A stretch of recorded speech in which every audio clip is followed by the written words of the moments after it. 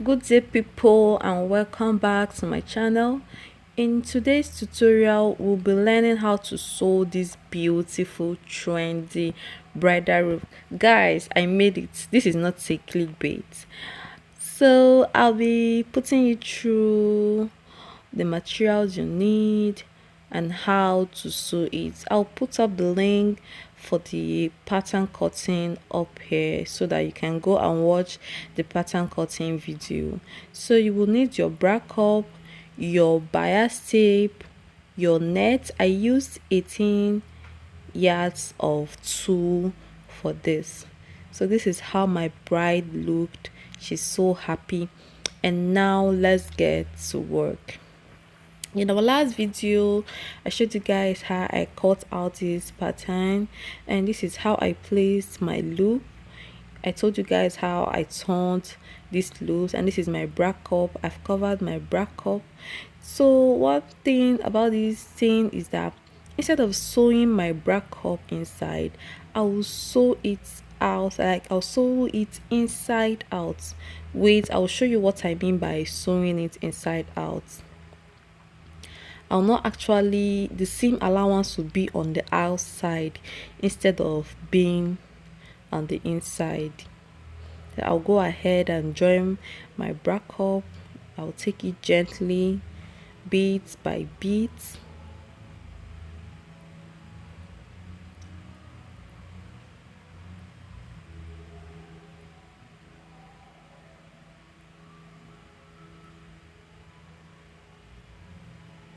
That's how I'll do it until I get to the end.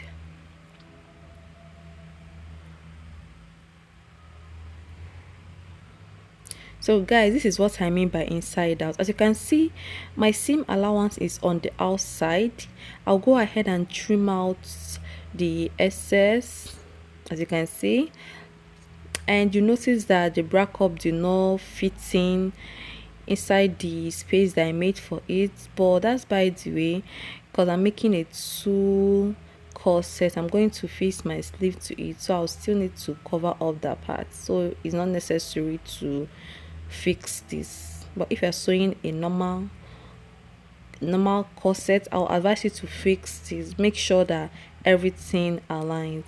So I'll trim out the excess. Reason why I'm doing this is that so my bias strip can cover the seam allowance that I have there. So I'll go on with my bias tape.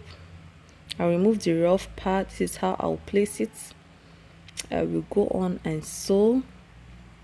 This is where I'll insert my underwire. This is a space for my underwire, and I also used a bias strip to give it a very nice finishing. I'll sew on one part of the bias tape, and when I reach to the end, I'll cut off the remaining. Guys, it's a gradual something, so I'll cut off the remaining part and I'll go ahead and sew down the other part of the bias tape. As you can see, this will give our bra cup a neat finishing around there. So this is how it looks like after I have finished closing the seam allowance with my bias tape. So the next thing is to close the upper part. Like I told you, this corset will have a sleeve. I would have joined the front and the back before I round it up with this tape, but I'll do them differently because I'll still add a sleeve to it. It will still cover the armhole part. So I'll go ahead and open my bias tape and sew at the tip of this cup. I'm trying to cover the rough part of my bra cup. You open and sew on the line provided there, and when you reach the end, you will trim out the excess so that you'll be able to fold over your bias tape freely. So this is what I did.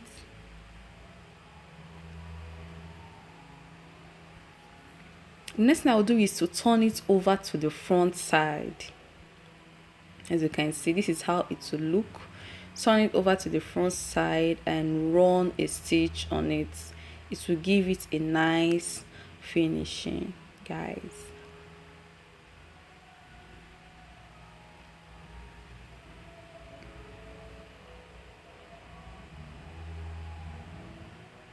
You go ahead and sew.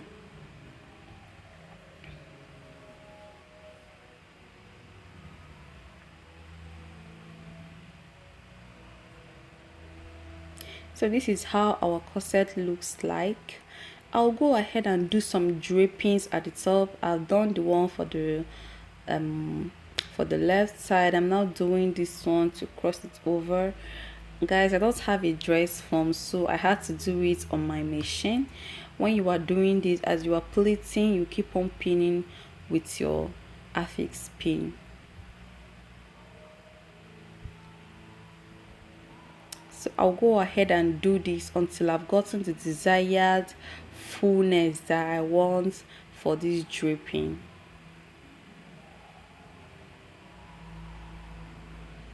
So guys, you will pin and then cut off the excesses from your draping. Make sure that everything aligns. So the next thing I'll do is to sew down my draping and join my front and my back piece.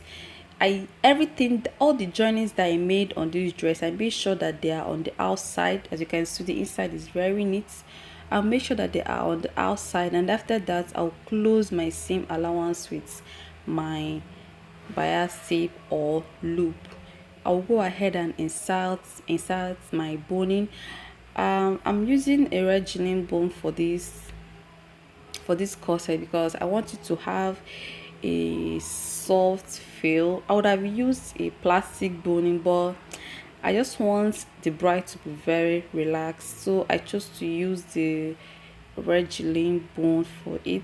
I'll make sure that the edges are not too sharp. I'll cut down the edges so that they won't be too sharp. I'll insert it and leave about 2 inches space in there, or 3 inches. Sorry that my loops are a bit wide, so I'll go ahead and do this for all the channels that I made on my corset. Then you will insert your loop for your lacing. I'll go ahead and fix the sleeve. I'll fix the first one that is split this way. I'll go ahead and fix it.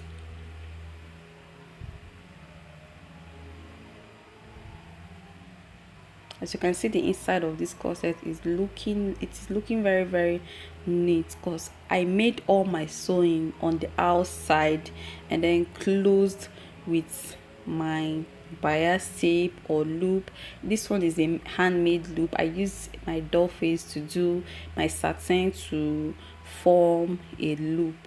So I'll go ahead and sew down the sleeve, and that is what I'm doing right there. And guys, I noticed something.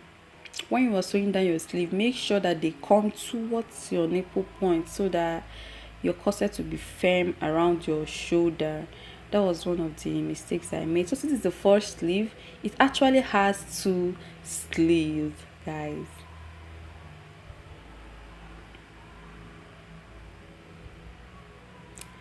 So the second sleeve is a puff sleeve. So I'm using a medium net, not too soft and not too hard for my sleeve.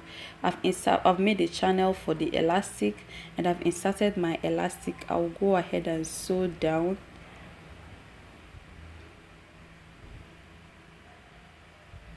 I'll join the sides and trim. Once you finish sewing, make sure you trim down so that the seam allowances will be less noticeable. So I've done this for the first sleeve and I will do it for the second one.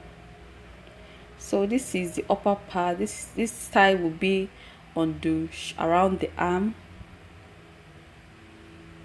As you can see, it's done. You remove the thread and all that. So when you are done, you go ahead and fix the second sleeve. You fix it inside the first one that you fixed. You can actually do a mono sleeve if you want. What I mean by that is you can actually do you can just manipulate anything you feel like and just add any style you feel like to this robe.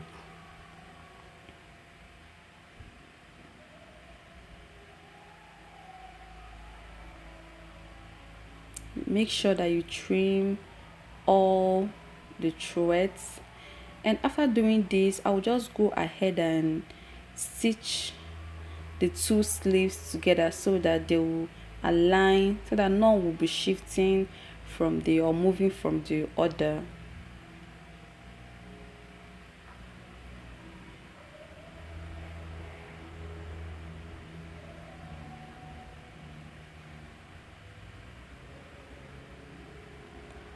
I'm done with this sleeve and you can see how it looks like, and I'll go ahead and do the same for the second sleeve.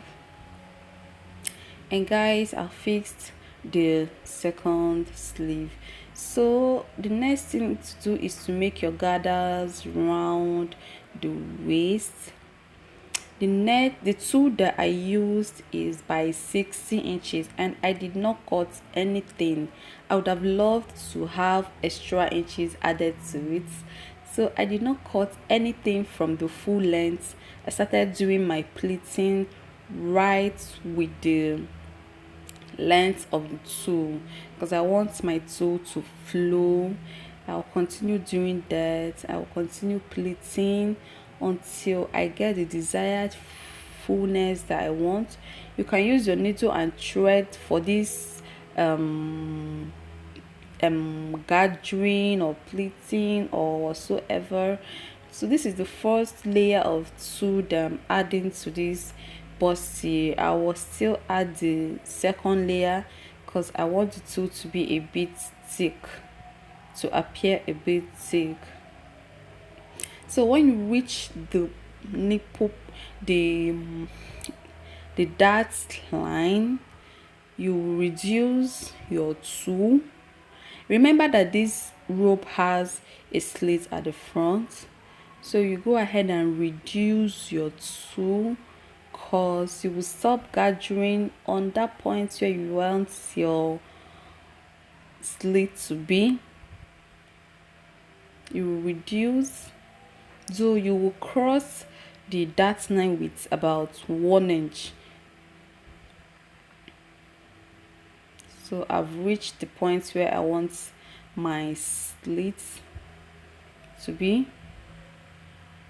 So the next thing I will do is to introduce another tool, and I will make sure that that tool is on top, that it's overlapped on the other tool. I'll continue my gathering and I'll do that till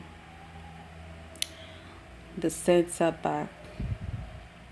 Guys, I want to make a correction. If you're sewing a loop for the lacing, for the rope or for the band at the back, please try and reduce it. Mine is a bit longer at the back and I decided to manage it that way. And one other hint that I want to give is that if you are making a corset, make sure that the measurements you have on your corset is less. It should be at least 1 inch lesser than the actual measurement. Like for this measurement, her waist is actually 30, but I used 27 on her waist measurement. This will give it a defined waistline, or waist snatching as we all call it. Just make sure that your corset is a bit lesser. The measurement of your corset is smaller than your actual measurement. It will actually help to snatch your waist and all that. So after my gathering, I will go ahead and trim out the rough part on the rough part. That is actually the edges of the edge of the tool. I'll go ahead and trim it down so that I can have a neat gathers there. So this is for the first layer of the tulle. The next thing that I'll do is to introduce the second layer of my tulle.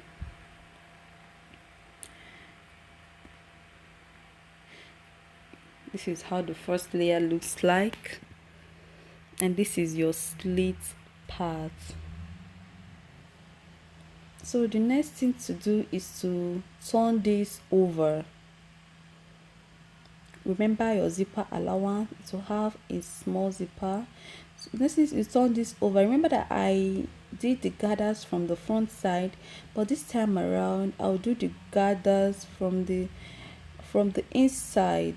Reason why I'm doing this is so that when you are done, the seam allowance for the gathering won't be seen from the outside or the inside. They will be in the middle.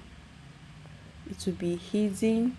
This will help you to acquire a very nice finishing for your bridal robe.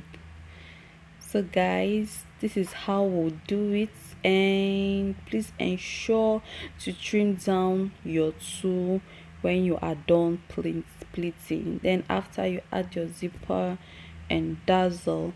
So I also made a white shirt for her. She wore it inside before this bridal robe. So guys, please try out this tutorial. Just try out, just give it a first try. That is just all I have for you guys. And please before you leave this page, don't forget to subscribe, hit the notification bell, so that anytime that I upload a video, you will be the first to view. I am open for corrections. Any idea or anything you think that I would have done on this dress, I am very free for corrections. Just drop what you feel in the comment section below and give me a thumbs up. Thank you guys. See you next time. Bye.